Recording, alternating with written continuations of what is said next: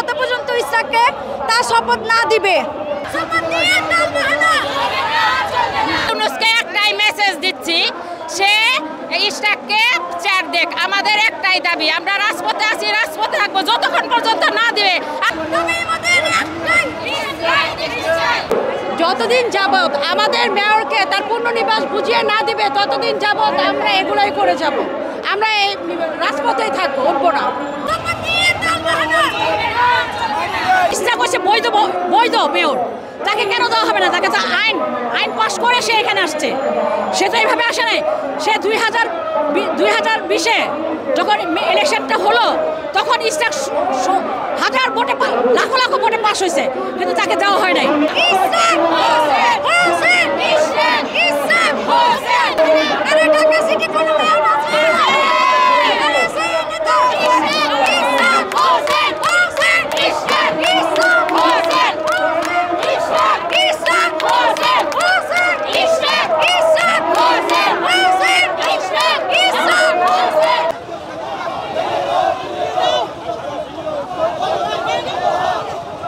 তার উপরে অন্যায় হয়েছে, তাকে দেওয়া হয়নি।